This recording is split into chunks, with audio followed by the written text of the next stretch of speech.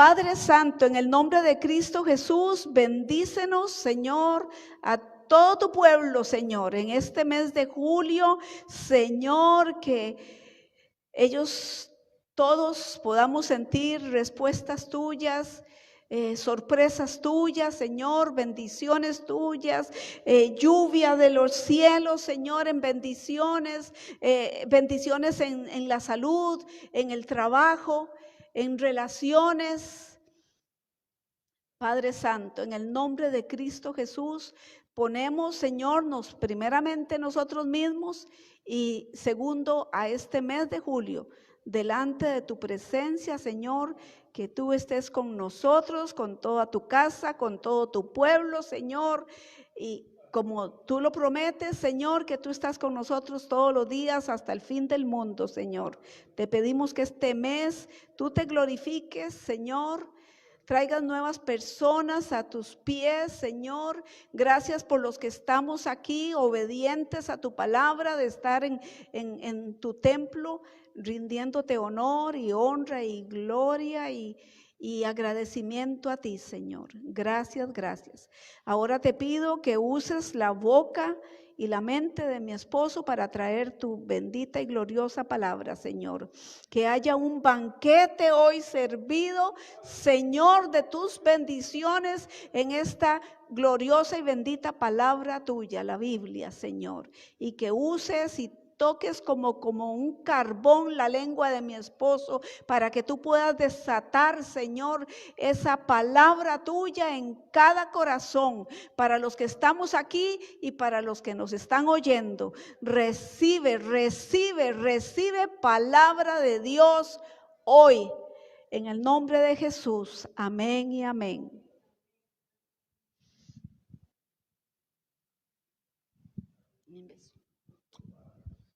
Gracias, pastora, gracias por esa oración y gracias al Ministerio de Alabanza por ese tiempo tan lindo llevándonos al altar, al trono del Señor.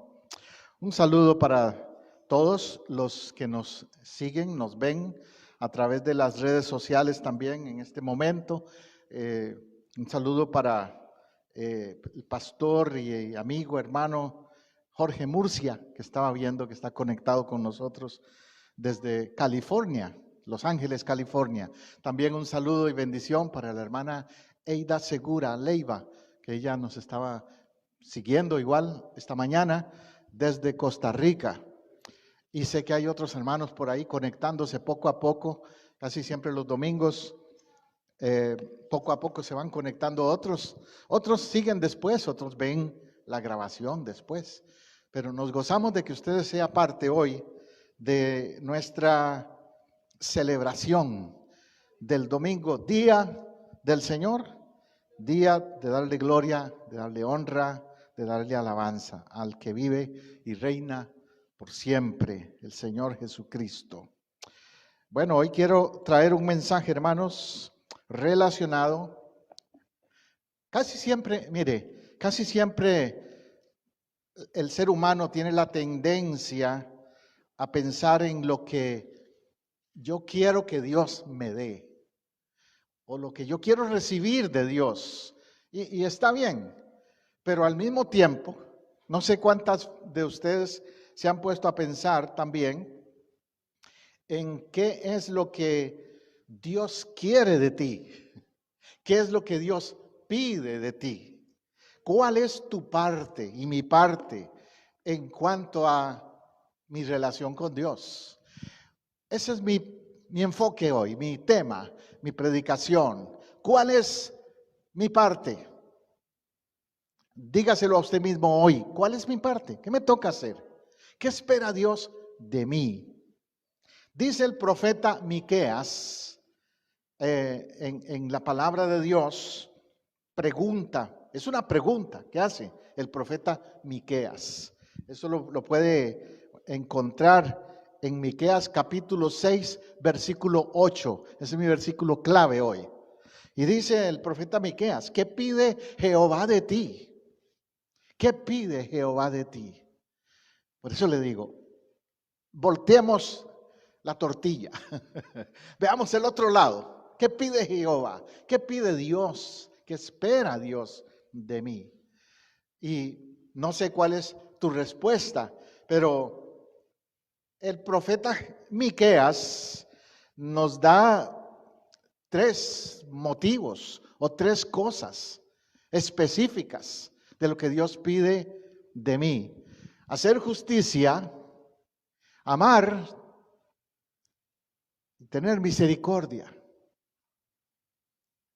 ¿Qué cosa? No, a veces uno piensa que tal vez Dios va a pedir una lista de un montón de cosas, como si usted personalmente, si a usted le dicen, hágame una lista de lo que a usted le gustaría que le regale, que le dé, ¿verdad? Que se suelta, se luce y suelta, y, ya, pues me aprovecho y te mando la lista. Dios solo te pide 3 cosas: hacer justicia, amar, misericordia.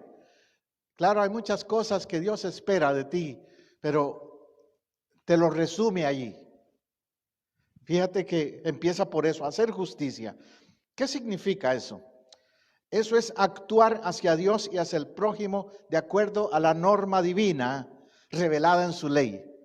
Hacer lo que está correcto, lo que está bien, lo que no lo que la gente opina o lo que otros digan que está bien o mal, lo que Dios dice que está bien y que es justo para Dios. Hacer justicia. Y tiene que ver mucho con el trato al prójimo. Cosa interesante, que Dios no empieza pidiendo algo como personal para Él. Empieza a decir, trata a los demás bien, con justicia. Porque si tú tratas a los demás bien, es como que me lo hicieras a mí. ¿Verdad que usted probablemente se siente igual hacia sus hijos? ¿A usted no le gustaría que maltraten o que hagan nada indebido hacia un hijo o una hija suya?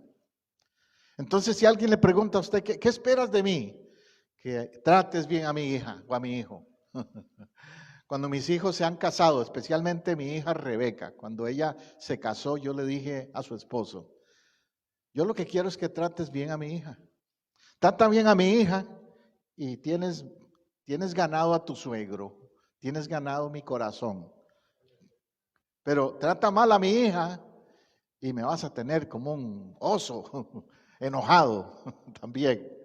Así es Dios, así es Dios. ¿Qué pide Jehová de ti? Amar a tu prójimo, misericordia, misericordia también. El segundo punto, la segunda razón que nos da es eso. Segundo punto dice, amar misericordia. Y ese amar es un amar radical, porque usted sabe que el concepto de amor se ha tergiversado, ha cambiado mucho por los medios, la propaganda, sobre todo cuando viene esa época de Valentine y todo eso, ¿verdad? Se le hace un énfasis al amor como algo muy superficial, nada más de flores y chocolates, de canciones bonitas, de romance, que no es mal, pero que no es todo. Hay más en lo que es el amor. El amor, al menos en el matrimonio, tiene que ser un amor radical. En Valentín hay chocolates y hay flores, está bien, pero si tu cónyuge cae en una enfermedad, le pasa un accidente, queda incapacitada o incapacitado, ¿mantienes ese amor de chocolates y de flores? ¿O es solo temporal? ¿O es un amor radical que va más allá, en las buenas y en las malas? Y lo mismo al prójimo. ¿Cómo le muestras amor al prójimo? Es muy fácil, Jesús dijo una vez a los discípulos, es muy fácil que ames a los que te aman. Hasta los publicanos y pecadores, los fariseos, hacen eso. Es muy fácil mostrar cariño a quien te da cariño. Decir algo afectuoso, bonito, palabras bonitas a quien te dice palabras bonitas, etcétera. Pero ¿verdad que no es fácil amar a quienes no se dejan amar a veces? A los que no son fáciles de amar.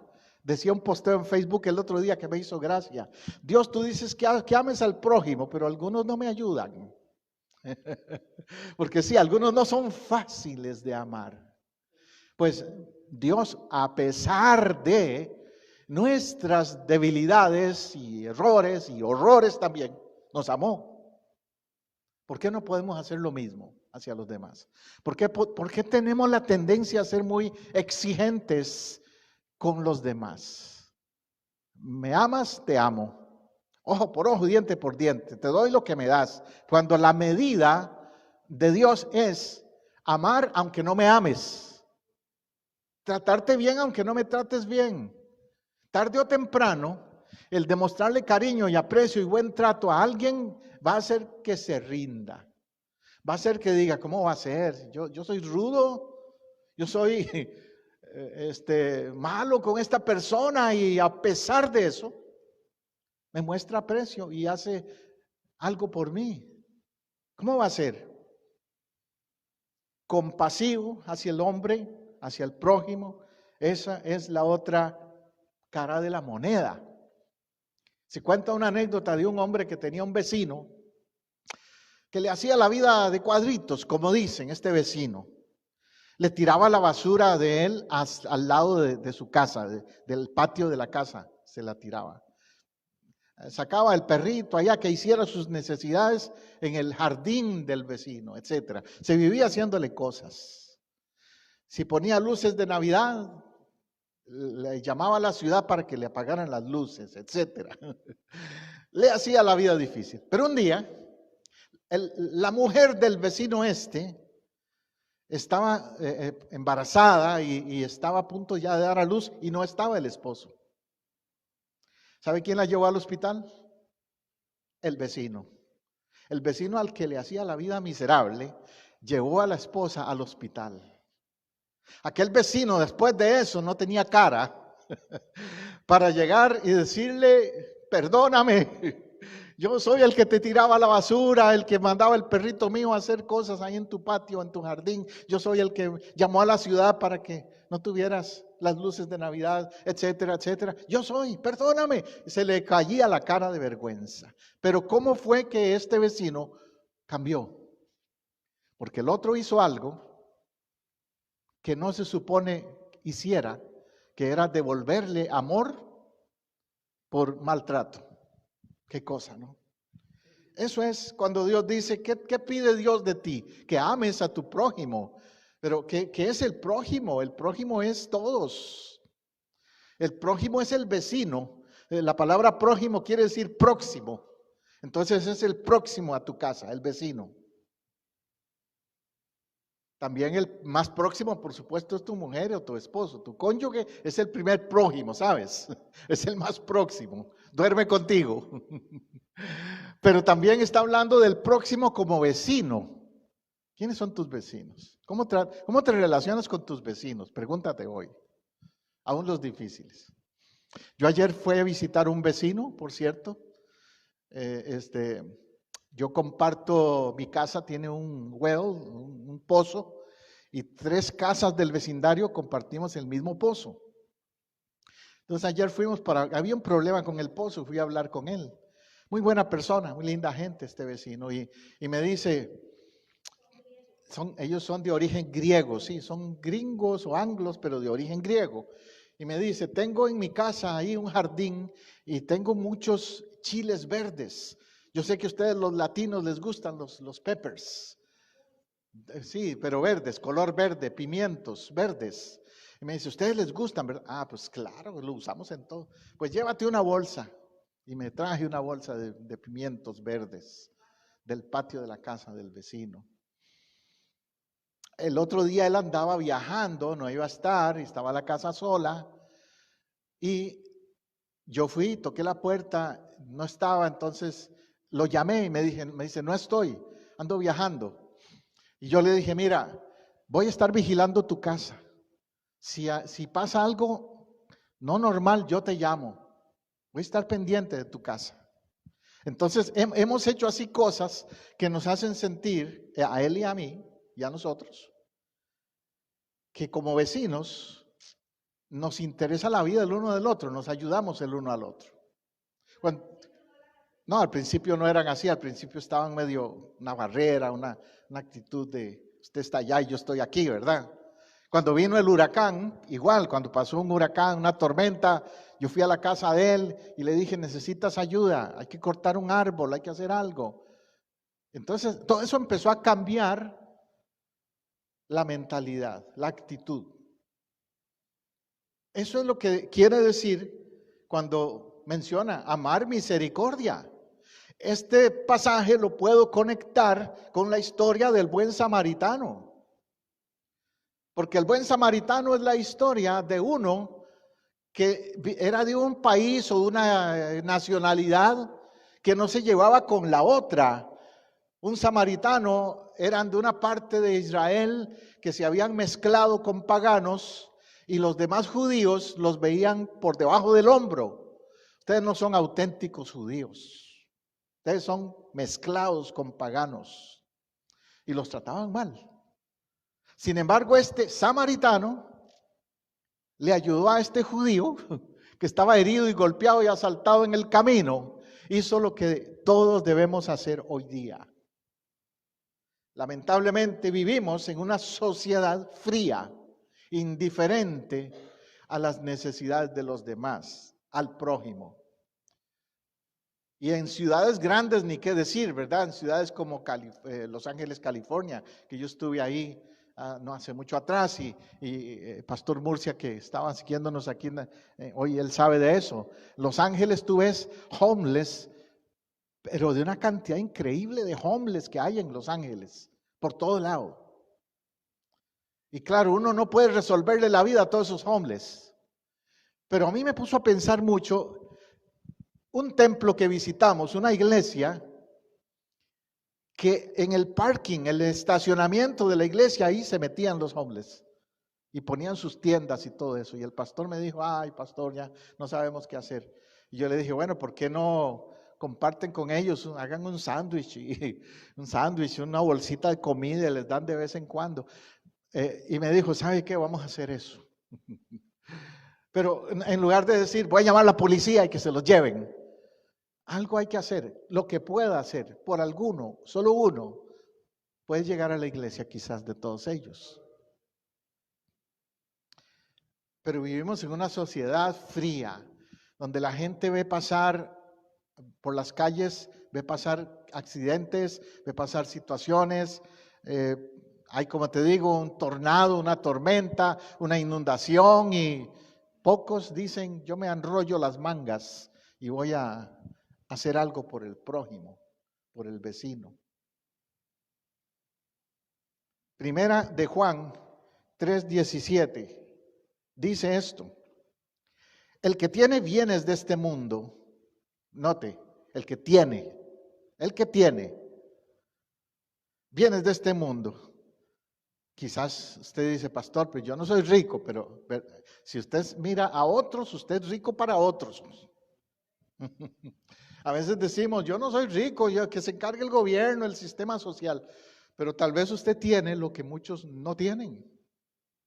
Ayer vi en Facebook un posteo de un hombre con 12 piernas cortadas, un veterano de guerra con 2 prótesis, piernas cortadas y 2 prótesis. Y decía, muchos me dicen, usted seguro se siente mal, muy deprimido y mal por ser incapacitado así.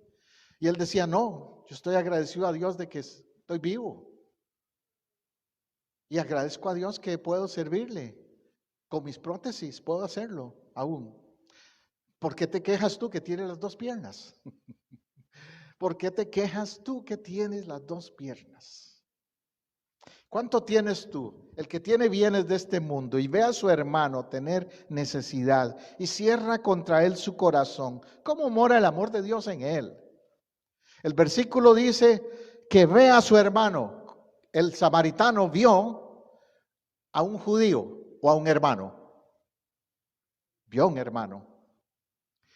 Yo cuando veo a alguien en necesidad, yo no veo a un negro. Yo veo a un hermano. Yo no veo a un gringo blanco, veo a un hermano. Yo no veo a un hispano, latino, dominicano, puertorriqueño, cubano, de donde sea. Yo veo a un hermano.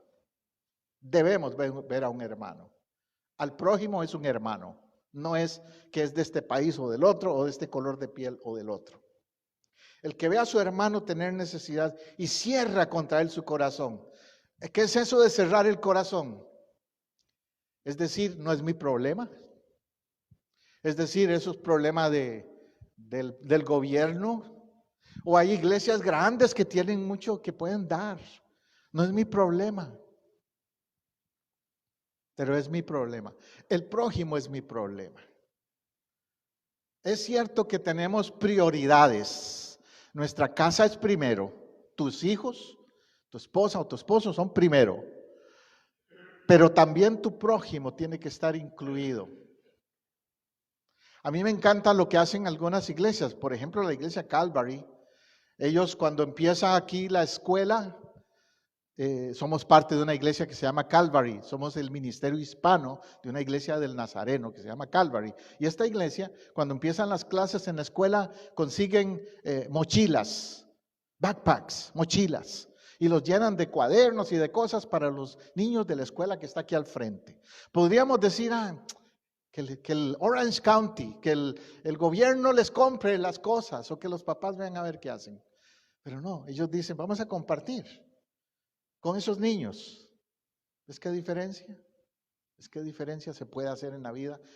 Y esos niños vienen aquí y un día van a crecer y se van a acordar, yo fui a una iglesia donde nos dieron una mochila y nos dieron zapatos y nos ayudaron. Yo soy uno de esos, mire, yo vengo de Costa Rica, un país que no es rico, pero tampoco se pasan necesidades. Yo crecí yendo a la escuela solo con un par de zapatos. Y ese par de zapatos a veces andaba, como decíamos por allá, con la lengua afuera. Se había roto y ya se me veían los dedos. Y un día una maestra de la escuela lo notó y me dice, José, tú eres muy buen estudiante. Como tienes muy buenas notas, tengo un regalo para ti. Y me regaló un par de zapatos. Yo ahora entiendo que no lo hizo solo por las buenas notas, sino porque me vio con esos zapatos rotos. Pero mire, hay cosas que uno puede hacer así. En Navidad igual, la iglesia aquí Calvary, en Navidad tienen un árbol de Navidad. A mucha gente no le gustan los árboles de Navidad, a mí me encantan. Pero lo importante es que en ese árbol de Navidad cuelgan el nombre de un niño de la comunidad. Alguien aparte de los niños tuyos. Y las familias vienen y cogen ese papelito con ese nombre y dicen, yo voy a comprar regalos de Navidad para mis hijos y un regalo extra para este niño de la comunidad. Qué lindo eso, poder hacer cosas así, hacer una diferencia en la vida de un niño. Tal vez los tuyos van a tener 5 regalos, porque tienen tíos y todo eso, ¿no? Pero habrán otros que no tienen a nadie. ¿Ves? Se aplica entonces lo que dice, ¿qué pide Jehová de ti? Amar misericordia. ¿Ves? Amar misericordia. El que cierra contra el corazón hacia su prójimo, dice, ¿cómo mora el amor de Dios en él? Porque Dios no es así, Dios no es un Dios cerrado, Dios no es un Dios que tiene como privilegiados. Dios es un Dios que ama por igual a todos. Entonces, anota esa respuesta que Dios da. Mira, ahora te voy a decir algo más de lo que Dios pide de ti y de mí, de lo que Dios nos pide. Levítico 27 y 8. Levítico 27 y 8. Eso pide Dios, dice, santificaos pues y sed santos, porque yo, Jehová vuestro Dios, soy santo. Entonces, ¿qué pide Dios de ti? Santidad, santidad. Nuestra iglesia, la iglesia del Nazareno, tiene como doctrina central, la doctrina más importante que enfatiza nuestra iglesia es la santidad. Y no una santidad religiosa, no una santidad legalista, de que te vistas así o asá, no. La santidad de tu separación del mundo, la santidad de tu dedicación a Dios, de tu compromiso con Dios. Sed santos porque yo, Jehová tu Dios, soy santo. La medida de la santidad nuestra es la de Dios. Él dice, no sea santo porque el pastor es santo. No, no dice eso, ¿verdad? Dice, sed santos porque yo soy santo. Porque algunos juzgan y critican y dicen, es que eso de que te consagres a Dios, pero yo no veo a nadie consagrado a Dios. Es que te estás fijando en los demás. El Señor no dice que te hagas santo porque otros sean santos. Él dice que seas santo porque Él es santo. Él es tu medida de santidad. Y versículo 8, guardad mis estatutos, ponedlos por obra. Yo, Jehová, que os santifico. ¿Quién santifica? Jehová. ¿Y qué pide Él de ti? Que guardes sus estatutos. ¿Cuáles son sus estatutos? La palabra de Dios, la Biblia. Tanto el Antiguo como el Nuevo Testamento. Porque el Antiguo Testamento se anuló la ley ceremonial. Es decir, esa de matar animales y quemar incienso y todo eso ya no lo practicamos. Pero la ley moral no se ha anulado, sigue vigente. La de no adulterarás, no fornicarás, no mentirás, no desearás la mujer de tu prójimo. Esa ley sigue vigente, no ha cambiado. En todo el Nuevo Testamento se vuelve a reafirmar otra vez. Esos son los estatutos. Y dice que los guardes, que los practiques. No que los sepas de memoria, nada más. El otro día estaba viendo un documental de la cultura judía y ellos tienen la costumbre, algunos, los más conservadores, los que llaman ortodoxos, tienen la costumbre de amarrarse aquí en los brazos unas cintas de cuero, que adentro en esas cintas lo que hay son versículos de la Torá, versículos de la ley, y en la frente también. Ahí andan amarrados una cinta con los 10 mandamientos ahí. Pero ellos han malinterpretado eso, ¿sabe? Dios no quiere que andes sus mandamientos amarrados a la frente en un cuero. Quiere que los andes en tu corazón. Eso le dijo Jesús a los fariseos y a los escribas. Guárdalos en tu corazón. Guardad mis estatutos. Ponedlos por obra. Eso es lo que Dios quiere. Ponedlos por obra. Just do it. Es un comercial, ¿verdad? De una marca famosa por ahí. Just do it. Solo hazlo. No me hables de hacer, de esto y lo otro. Hazlo. Do it. Hazlo. Ponlo por obra. Dice en el Apocalipsis que al final del tiempo, cuando el Señor venga, se van a abrir los libros y se va a leer el libro de la vida y se va a leer lo que has hecho, tus obras.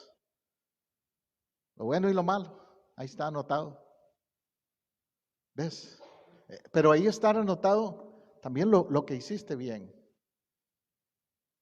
Ponerlos por obra. Yo, Jehová, que os santifico.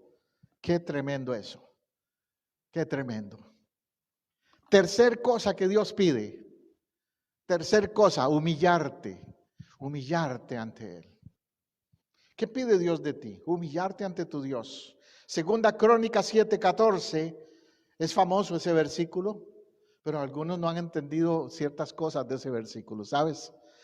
Dice, si se humillare mi pueblo, para empezar, no dice si se humilla el mundo pecador, no. Si se humillare mi pueblo, la humillación empieza por la iglesia, por la gente de Dios. Cuando ahí dice mi pueblo, se refería al pueblo de Israel. Ahí no dice si se humillaren los cananitas y los egipcios y todos los demás. No, dice si se humillare mi pueblo, Israel. Dios quería ver a su pueblo humillado primero, antes de que hubiera cambios en el mundo. Entonces, hoy día también nos toca lo mismo. Pedir que la iglesia, nosotros, el Israel espiritual que somos hoy, se humille delante de Dios. Si se humillare mi pueblo, el cual mi nombre es invocado. ¿Ves? Se refiere a gente que invoca el nombre. Los ateos y los incrédulos no invocan el nombre de Jehová. Se refiere a creyentes, esos que invocan el nombre, esos que oran. Y dice que oraren y buscaren mi rostro y se convirtieren de sus malos caminos. Qué tremendo. Entonces está dando a entender el escritor bíblico que aún en el pueblo de Dios hay gente que no se ha convertido. Ouch, como dicen. No, sí es cierto. Hay gente que no se ha convertido.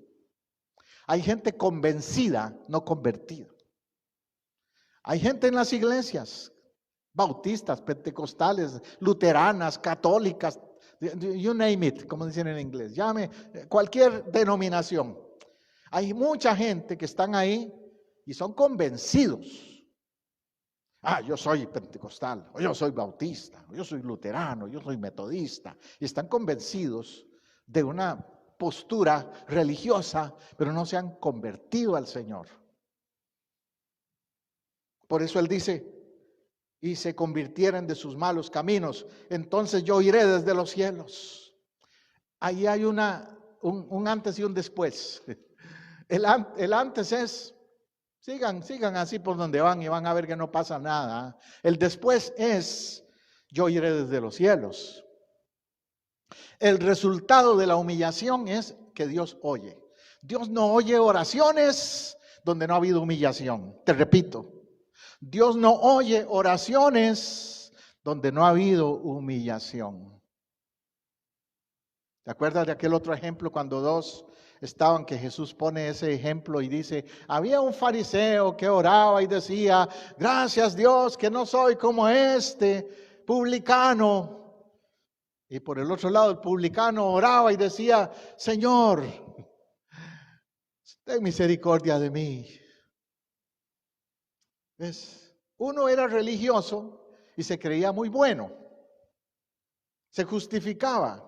El otro no era religioso y se humillaba. Eso es lo que Dios espera, humillación. No poner por encima ninguna religión, sino mi corazón. Eso es lo que Dios espera. Yo iré desde los cielos, perdonaré sus pecados, sanaré su tierra. Qué tremendo el resultado entonces de la humillación. ¿Quieres sanidad? Humíllate. ¿Sabes que hay mucha gente que no recibe sanidad porque no se han humillado delante de Dios? Porque tienen orgullos guardados, actitudes internas, amarguras, enojos contra Dios o contra otros tal vez. Entonces por eso Dios no sana. Perdonaré sus pecados. Dios quiere perdonar. Dios es un Dios que a Dios le desagrada el pecado, pero Dios ama al pecador. Es decir, Dios ama no el pecado que hace el pecador, ama a la persona y quiere verle bien. Él no quiere la muerte del impío, dice el profeta. Yo no quiero la muerte del impío, dice Jehová. Él quiere la restauración. Amén. ¿Qué pide Jehová de ti entonces? Hagamos una lista. Si hiciéramos una lista, como te digo, la primera cosa que Dios pide es que tengamos temor de Él. Temor. Un temor diferente al que el mundo entiende. Porque a veces la gente dice, yo le tengo temor a un terremoto, o a un presidente, o a un general del ejército. Pero eso es miedo, tal vez. O los hijos que dicen, yo le tenía temor a mi papá porque sacaba el cincho, la faja, y era escóndase mejor. Entonces le tuvieron miedo. Pero cuando alguien tiene temor de reverencia, que es diferente, el temor de respeto es diferente. Es como cuando tú ves un policía en la calle, una patrulla de policía y vas a 80 por hora, ¿verdad? Le bajas la velocidad porque le tienes temor de reverencia o de respeto a la ley, en ese sentido. No es que le tienes miedo al policía en sí, sino a las consecuencias también que te puede venir. Y Dios quiere que tú le tengas un temor de reverencia por lo que Él es.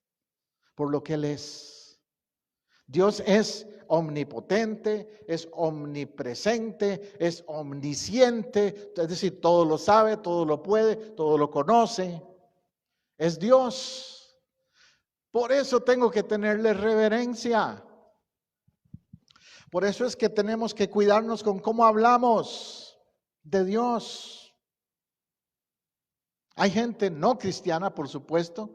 La gente no cristiana utiliza palabras vanas, utiliza palabras ofensivas, utilizando el nombre de Dios. Como en inglés, usted ha oído esa expresión en inglés, ¿verdad? Con la D, refiriéndose a Dios. Oh, qué terrible. No puede ser que después esa misma persona quiera decirle a Dios, bendíceme. O si le aplico al prójimo esa misma palabra, que en español significa estúpido. Damn. Estúpido, tonto. Y yo no puedo hablarle a Dios así, jamás. Y si Dios lo hacemos con el prójimo, Dios nos pide a cuentas por eso también. Amén. Porque Él es diferente, Él está por sobre todo, es Dios, le debes tu vida, le debes tu respirar. Dice Deuteronomio 10:12. Ahora pues, Israel, ¿qué pide Jehová de Dios de ti? ¿Ves? Otra vez vuelve a la pregunta inicial. ¿Qué pide Dios? Dice que temas a Jehová tu Dios, que andes en sus caminos y que lo ames y sirvas a Jehová tu Dios con todo tu corazón y con toda tu alma. En esa declaración de Deuteronomio del Antiguo Testamento es que se basa Jesús. Cuando a Jesús le preguntan, ¿cuál es el más grande mandamiento? De toda la ley, de todo lo que la ley, olvídate, mire, los judíos tienen la ley del Antiguo Testamento y también tienen otro libro que se llama el Tanaj o el Tanaj, las leyes de los rabinos, un montón de escritos, el Talmud, y tienen cualquier cantidad de literatura con leyes. Sin embargo, Jesús les dice, olvídate de todo eso. Solo recuérdate de esto. Teme a Dios y ámalo con todo tu corazón, con toda tu alma, con toda tu mente. Si haces eso, estás bien. Eso es lo básico. De eso depende tu relación con Dios. ¿Qué pide Jehová de ti? Que temas a Jehová, que andes en sus caminos, que lo ames, que sirvas a Jehová tu Dios con todo tu corazón, con toda tu alma. Yo les he contado de un amigo mío, abogado, que él tiene en la oficina un rótulo, que dice en el rótulo, ley número 1, ama a Dios. Ley número 2, ama y teme a Dios, dice, ama y teme a Dios. Ley número 2, olvídate de todas las demás leyes. ¿Por qué? ¿Qué quiere decir él con eso? Que si amas y temes a Dios, automáticamente, consecuentemente, vas a hacer todo lo demás. No vas a mentir, no vas a robar, no vas a adulterar, no vas a matar, no vas a hacer nada porque amas y temes a Dios. Ese es el fundamento principal. Por eso Jesús dijo, que en eso, dijo Jesús, se resume la ley y los profetas. Dice, anda en sus caminos. La Biblia no dice, andes en religión. No. Ya cuando Jesús vino había muchas religiones y muchos andaban en religiones. Eran seguidores de los escribas, de los fariseos, de los herodianos, de los estos radicales, también los celotes. Todos esos grupos existían. Pero Él nos llama a seguir no una religión, el camino. Los caminos de Dios son rectos, son angostos. Jesús dijo, ancho es el camino que lleva a la perdición. Muchos lo siguen. Pero angosto es el camino que lleva a la vida eterna. Y pocos los que lo hallan. Si usted anda en el camino correcto, no se preocupe, va bien. Cuando se anda manejando por ahí, ¿verdad? Y pone ese aparatito, el GPS, y el GPS te habla y te dice, dobla aquí, cruza aquí. Te falta tanto, vas a llegar. ¿Estás confiando en qué? En un aparatito que se llama el GPS, que te dice si vas o no por el buen camino. Pues sabes, si tú caminas con Dios y te guías por el GPS de Dios, ¿cuál es el GPS de Dios? El Espíritu Santo y su palabra, la Biblia. Ahí vas a saber si vas por el buen camino o no. No lo que opine la gente, nada de eso. Eso pasa a segundo lugar. Entonces, ¿qué pide Dios de ti? Temerle, amarle, amarle, amarle. Dice primera de Juan 4:16. Y nosotros hemos conocido. ¿Quiénes son nosotros? Cuando Juan habla así. Está hablando a la iglesia. Entonces, usted y yo, nosotros hemos conocido y creído el amor que Dios tiene para con nosotros, otra vez. Usted y yo. Dios es amor. La definición más bonita que yo he leído en la Biblia de Dios, cuando a mí me preguntan, defíname a Dios. Usted es teólogo, defíname a Dios. Yo podría soltarle un montón de ideología y de filosofía y de términos raros. Pero prefiero decirle nada más, Dios es amor. Porque ahí está la esencia de quién es Dios. Disculpe.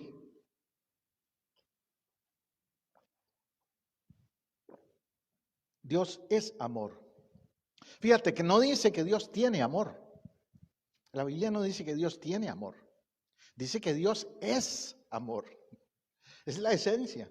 Y el que permanece en amor, permanece en Dios y Dios en él. Entonces, alguien podría preguntarse, ¿cómo yo sé si estoy con Dios o no estoy con Dios? Bueno, si permaneces en el amor, si el amor es tu virtud número uno, tu cualidad número uno, y amor a Dios, a tu familia y al prójimo.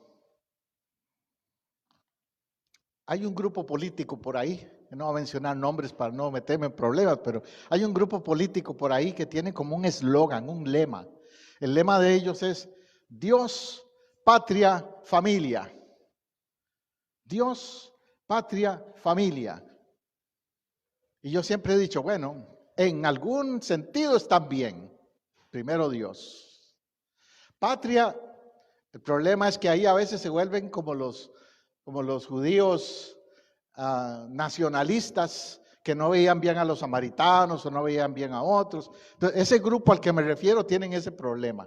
Cuando dicen patria, están diciendo no queremos inmigrantes aquí.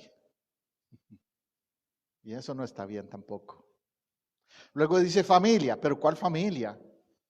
¿Es la familia de Dios o es la familia de los que se parecen a mí? ¿Esa familia incluye a los de otras razas, de otros idiomas, de otros grupos étnicos o solo a los que se parecen a mí? Hay que definir eso. Hay que definir eso. Amén. Dios pide también servirle. Ese es el otro principio que quiero que te lleves hoy. Dice en Efesios 2:10 que fuimos creados en Cristo Jesús para buenas obras. ¿Qué pide Dios de ti? Que sirvas a otros también. Fuimos creados para servir. Dice una frase por ahí, el que no sirve, no sirve. Tremenda filosofía, ¿verdad? El que no sirve, no sirve. ¿Me entiendes el sentido? Si no haces nada por nadie, mejor hazte a un lado.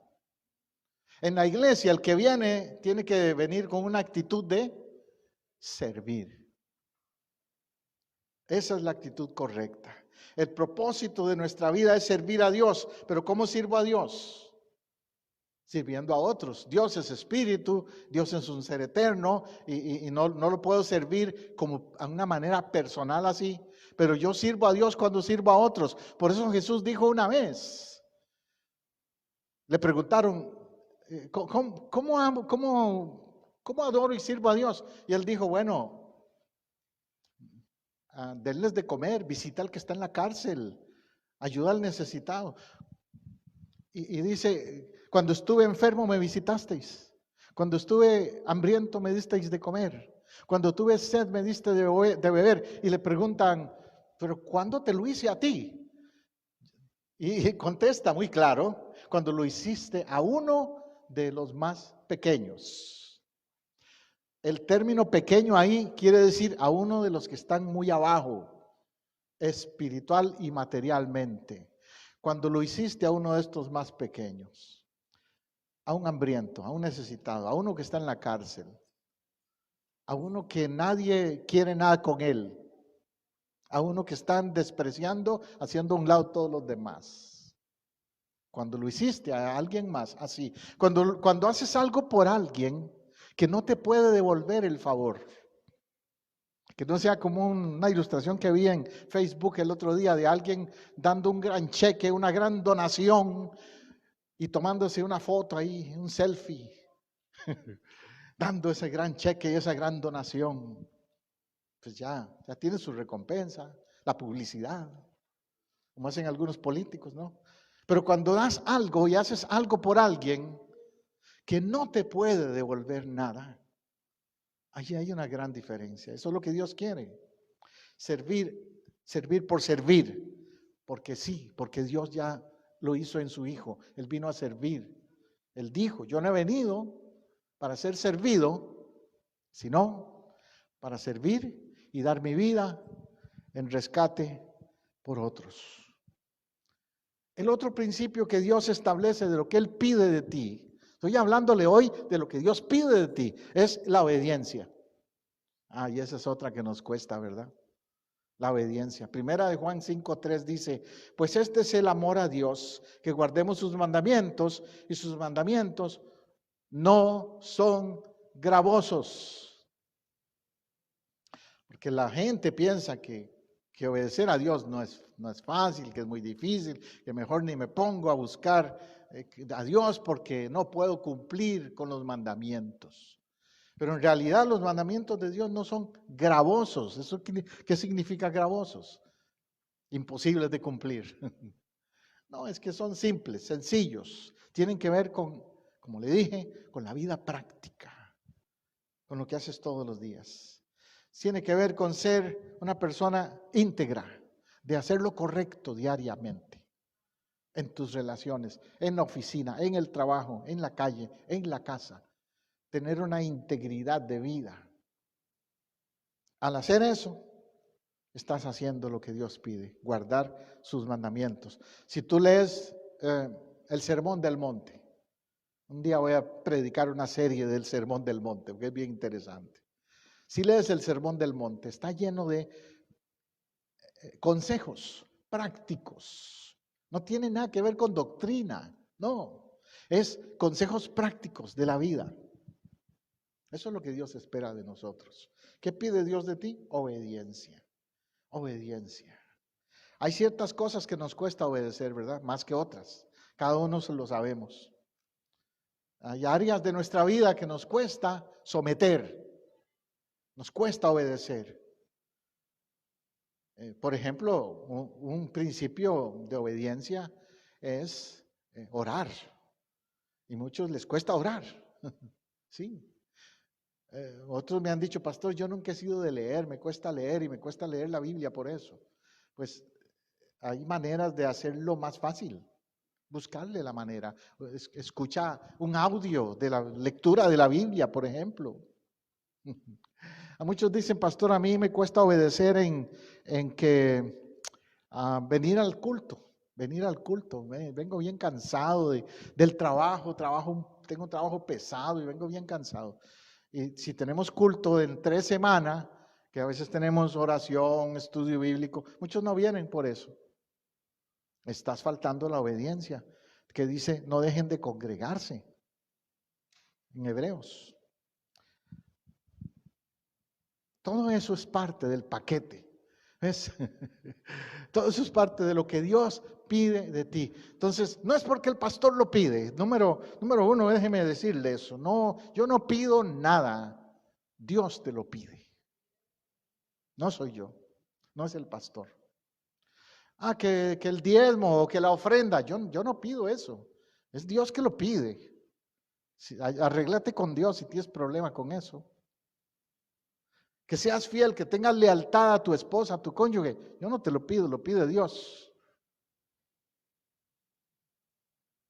Pablo dice en una de sus cartas que escribe dando consejo a la iglesia, y dice, todo me es lícito, pero no todo conviene. A los pastores a veces nos preguntan, pastor, ¿será bueno que haga esto? ¿Me da permiso de hacer tal cosa? ¿Podrías? Y yo le digo, mira, a mí no me pida permiso. Pídaselo a Dios. Si en tu conciencia, en tu corazón no te molesta, tienes paz, hazlo. Pero si en alguna manera no tienes paz con eso, no lo hagas, porque es que Dios, el Espíritu Santo, te está diciendo, no lo apruebo.